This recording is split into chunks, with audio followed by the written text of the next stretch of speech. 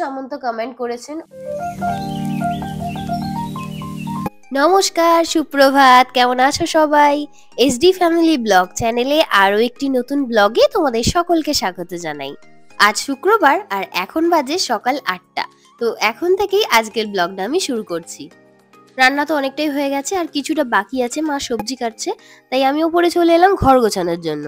আর বেশ কয়েকদিন ধরে ভালোই বৃষ্টিটা হলো। বৃষ্টিটা হওয়ার ফলে ভালো হয়েছে ঠিকই, টেম্পারেচার কমেছে, আবার অনেক মানুষের ক্ষতিও হয়েছে।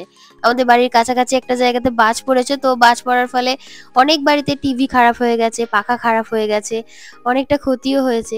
অনেক জায়গাতে তো শিলাবৃষ্টিও হয়েছে, আমাদের এখানে সেইভাবে শিলাবৃষ্টি হয়নি। তাই সবসময় কিন্তু আমাদেরকেই সতর্ক থাকতে হবে আমাদের এই সমস্ত জিনিসপত্রগুলোকে বাঁচানোর জন্য। একটু মেঘ করলেই, বৃষ্টি হলেই কিন্তু সমস্ত ইলেকট্রিক্যাল লাইন খুলে দিতে হবে। আর জিনিসপত্রের দাম যে হারে দিন দিন বাড়ছে, এইভাবে যদি কোনো জিনিস নষ্ট হয়ে যায় না, বড্ড গায়ে লাগে।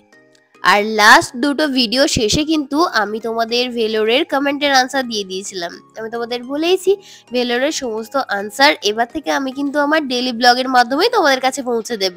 তাই লাস্ট ভিডিওর মতনই আজকেও ভিডিও শেষে কিন্তু আমি তোমাদের সাথে ভেলোরের একটা কমেন্টের আনসার তোমাদের সাথে শেয়ার করতে চলেছি। তাই ভিডিওটা লাস্ট পর্যন্ত দেখতে থাকো, অবশ্যই তোমাদের ভালো লাগবে। আমরা আবারও যাচ্ছি কয়েকদিন পরই ভেলোর সিএমসি হসপিটাল। তো আরও যদি কোনো নতুন ইনফরমেশন পেয়ে থাকি আমাদের চ্যানেলে আপলোড করে দেবো, সেখান থেকে তোমরা দেখে নিও। তাই যারা আমার চ্যানেলে নতুন বন্ধুরা রয়েছে, এখনো আমাদের চ্যানেলটিকে সাবস্ক্রাইব করোনি, অবশ্যই সাবস্ক্রাইব করে রেখো। আর সুস্থ থাকতে গেলে, ভালো থাকতে গেলে কিন্তু নিজেদের ভালো লাগাগুলোকেও মাঝে মাঝে কাজে লাগাতে হয়। অনেকে অনেক কিছু ভালোবাসে, অনেকে ঘুরতে যেতে ভালোবাসে, তাই মাঝে মাঝে কোথাও থেকে ঘুরেও আসতে হবে। কেউ খুব ভালো ছবি আঁকতে ভালোবাসে, কেউ কবিতা লিখতে ভালোবাসে, আবার কেউ কেউ গান শুনতে ভালোবাসে। আমি কিন্তু গান শুনতে খুব ভালোবাসি, তাই আমি যখন ঘরের কাজ করি হালকা করে একটু মিউজিক চালিয়ে দিই। একটু গান চালিয়ে দিলে কি হয় বলো তো, মনটাও ফ্রেশ হয়ে যায় আর কাজটাও তাড়াতাড়ি এগিয়ে যায়। তোমরা আমার মতো কে কে করো একটু কমেন্ট করে জানিও তো। আজকে ঘরের সব জানালা, দরজার পাল্লা আর গ্রিলগুলো পরিষ্কার করছি। প্রতিদিনই পরিষ্কার করি, তবুও যে এত এত ধুলো কোথা থেকে আসে আমি তো বুঝি না। আজকে সব কাজ উপরের গুছিয়ে তারপরেই ভাবছি নিচে যাব। কাজ ফেলে নিচে গেলে না অনেকবার আমাকে ওপরে আসতে হয় আর নিচে যেতে হয়। আর আগেই তোমাদেরকে বললাম রান্না আজকে অনেকটাই এগিয়ে গেছে, তাই কোনো চাপ নেই, আর মা তো নিচে আছেই। এই ঘরের কাজগুলো তাড়াতাড়ি সেরে ফেলি।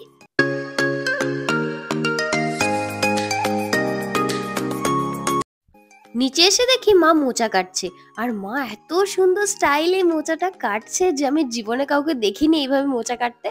আমার তো এতটাই ভালো লাগছে যে আমি বটির সামনেই বসে বললাম। দেখছো কত সহজ পদ্ধতিতে আর কত তাড়াতাড়ি মোচাটা কাটা হয়ে যাচ্ছে। না হলে সেই একটা একটা করে ছাড়িয়ে কাটতে, মোচা কাটতে তো অনেক সময় লেগে যায়। তোমরাও কিন্তু বাড়িতে এইভাবে ট্রাই করতে পারো।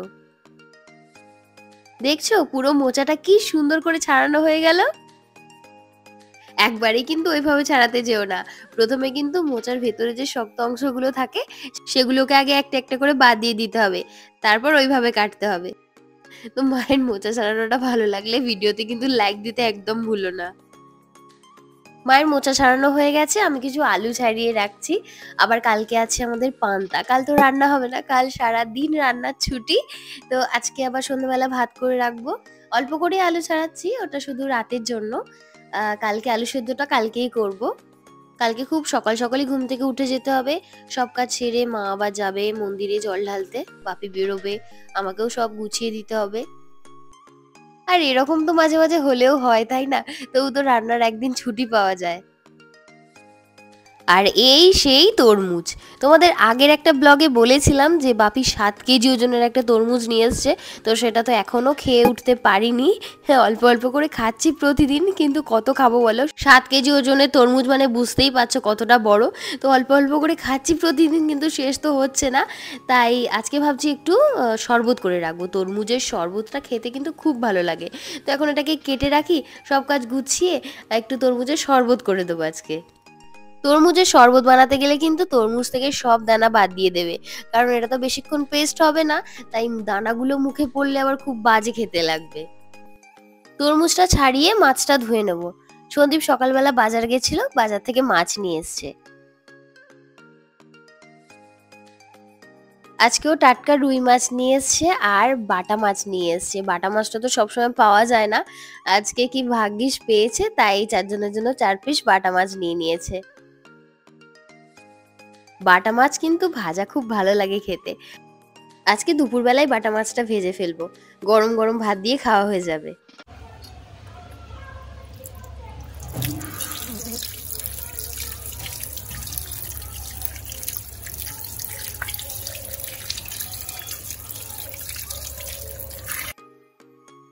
অনেকটা বেলা হয়ে গেল, আর আজকে তো মিস্ত্রি আসেনি, আর তো আসবে না বলেই মনে হচ্ছে। সন্দীপকে এখন খাবারটা দিয়ে দিই।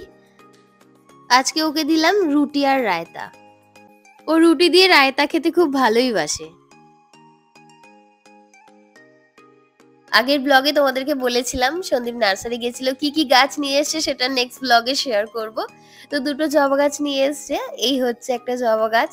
তো বসানোর জায়গা নেই, সব টব একেবারে ভর্তি গাছে, তাই এই বস্তার মধ্যেই একটা বসিয়ে দিয়েছি।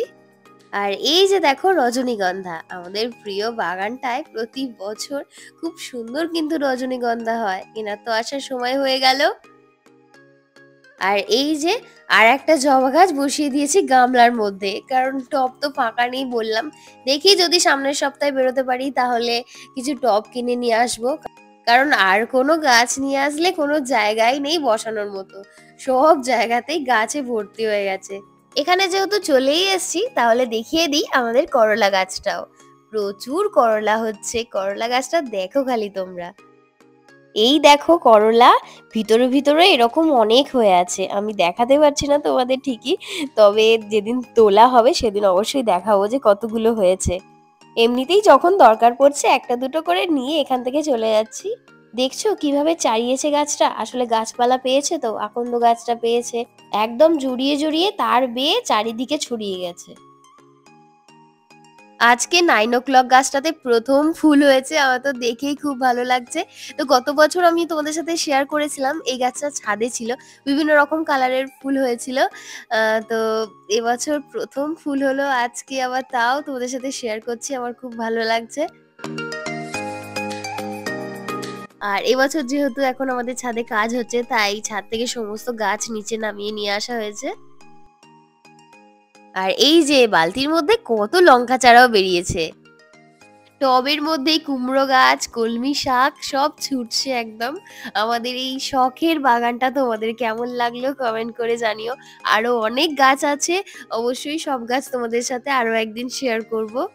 তো এখন ঘরে যাই, গিয়ে তরমুজের জুসটা বানিয়ে ফেলি। সবকিছু রেডি করে রেখেছিলাম, এবার তরমুজটা এর মধ্যে দিয়ে না এক পাক মিক্সিতে ঘুরিয়ে নিলাম, কারণ তরমুজটা আমার অনেকটা বেশি হয়ে গেছে আর একবারে ধরছিল না। তাই এক পাক ঘুরিয়ে নিয়ে কি হলো, অনেকটা কমে গেল। আর কমে যাওয়ার পর বাকিটা দিয়ে দিলাম, তাহলেই একবারে হয়ে যাবে, না হলে আবার ডবল করে খাটনি আর কে করে বলো না। তাই একবারে করার জন্য এটা করলাম। এবার এর মধ্যে দিয়ে দিচ্ছি পরিমাণ মতো চিনি, মিষ্টিটা যে যেরকম খেতে চাও সেরকমই দিও। আর দিয়ে দেবো বিট নুন আর একটু পাতিলেবুর রস।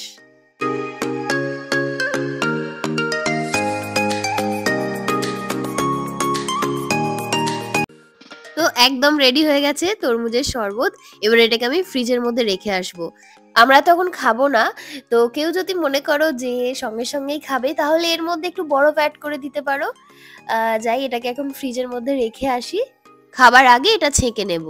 বাড়িতে অতিথিরা আসলেও এই সিজনে যদি এই জুসটা দেওয়া হয় তাহলে কিন্তু মন্দ হবে না। আজ তো মিস্ত্রি আসেনি, তবুও ছাদটা একবার ঘুরে আসি।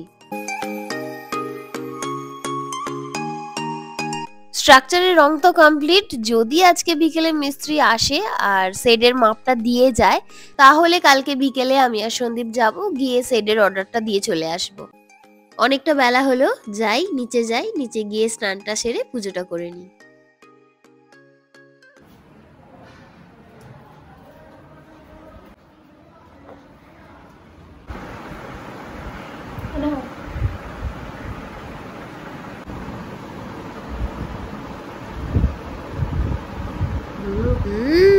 ওয়াও, দারুণ হয়েছে।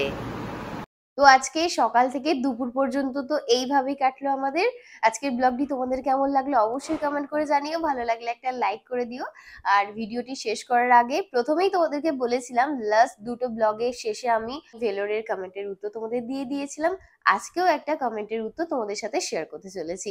সঞ্জু সামন্ত কমেন্ট করেছেন ওখানে ইউপিআই পেমেন্ট করা যায় কিনা। তো ওখানে অবশ্যই ইউপিআই পেমেন্ট করা যায়, কিন্তু তার আগে ক্যাশ কাউন্টারে কথা বলে নিতে হবে। এটা আমি সবার জন্যই বলছি, ক্যাশ কাউন্টারে না কথা বলে যদি পেমেন্ট করা হয় তাহলে ওরা অনেক সময় অ্যাকসেপ্ট করে না। তাই সব থেকে ভালো আগে ক্যাশ কাউন্টারে কথা বলে তারপর পেমেন্ট করবেন। আমরা তো খুব তাড়াতাড়ি যাচ্ছি, আরো যদি কারোর কিছু জানার থাকে অবশ্যই তাড়াতাড়ি কমেন্ট করো। এই ডেইলি ব্লগের মাধ্যমে আমি তোমাদের আনসার দিয়ে দেবো। তো আজকের ব্লগটি আমি এখানে শেষ করছি, দেখা হচ্ছে খুব তাড়াতাড়ি আরো একটি নতুন ব্লগে। তো চলো আজকের মতো টাটা, সকলেই সুস্থ থেকো, ভালো থেকো, দেখা হচ্ছে খুব তাড়াতাড়ি। গরম কিন্তু কমে গেছে, একদম ভেবো না। কদিন সূর্যি মামা রেস্ট নিচ্ছিল, আবারও কিন্তু সেই রকমই গরম পড়বে শুনছি। তার জন্য তোমাদের সকলকে সুস্থ আর সাবধানে থাকতে হবে। তো চলো আজকের মতো টাটা, দেখা হচ্ছে খুব তাড়াতাড়ি।